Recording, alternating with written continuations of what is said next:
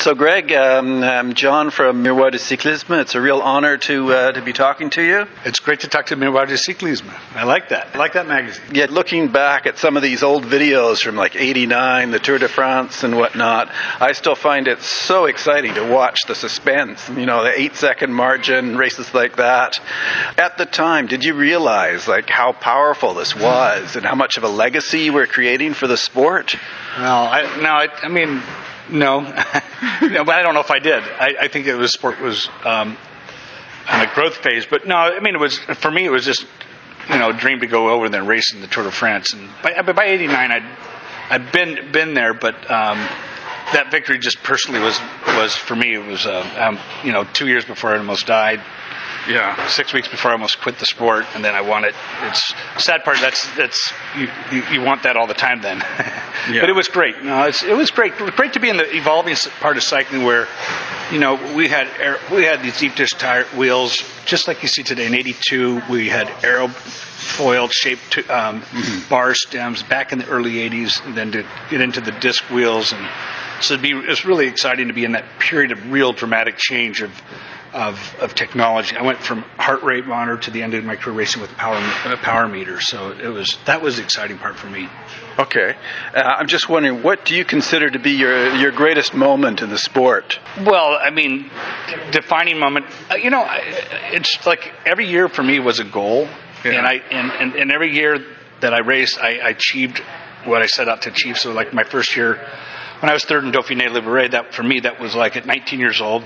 Behind Hino, that was the pre-race for the Tour. Boom, that gave me the confidence that I'm capable of doing well on the Tour. It was a reaffirming deal. The next year, I was second in the worlds, won the Tour de l'Avenir by 10 minutes. Boom, that was a highlight. World Championships the following year and the overall series. But I'd say '83 was the defining period for me, winning World Championships. Then, actually, the Tour de France, my first year, I was third. I was disappointed. And then '86 would be the second milestone for me. '86, yeah. Okay. Because I won against the Tour de France against a very good Hino, which is one of the best all-time cyclists, and it was not a gift. It was a race against him. So that to me was my periods. Okay. I'm also wondering, Greg, you've been fairly outspoken about various things going on in the cycling world in the past few years. I don't think you stand any monetary gain by some of the criticisms that you're making, and I'm just wondering, what's the rationale behind the criticisms that you're making about what's going on in top-level cycling right now? Well, the rationale is that nobody's looked at the backside of what's happening in the sport. I mean, there's in the '90s, a couple hundred people died. I knew two bench that died, and it's people who cheat are cheating others who aren't willing to cheat. That's point blank. It's cheating, but there was an amount of corruption. I think it's cleaning up a lot. I look at power output watts and come down a lot, which means to me that's the best indicator of ongoing team doping. I think the sport is really, like this weekend's really about this type of event to me. Even the Tour, where they have l'étape du Tour, that's cycling too. I mean, it's a combination. Sports, people are competitive. There's always going to be people taking shortcuts, but the biggest deal for me was it was organized by teams. It was not giving riders a chance they gave them no chance, no option to not do it. If you're at one point in the pro peloton, if you weren't doing it, you didn't have a job.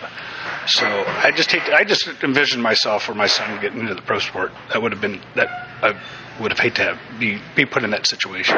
Yeah, I'm just wondering, one of your former cycling friends, Steve Bauer, yeah. He's getting a lot of news these days in Canada with his SpiderTech team. Knowing a little bit about Steve's determination, where do you think he's going to end up going with that team? Steve? We'll probably go to the Tour. Why not? Yeah, Steve. Why wouldn't he?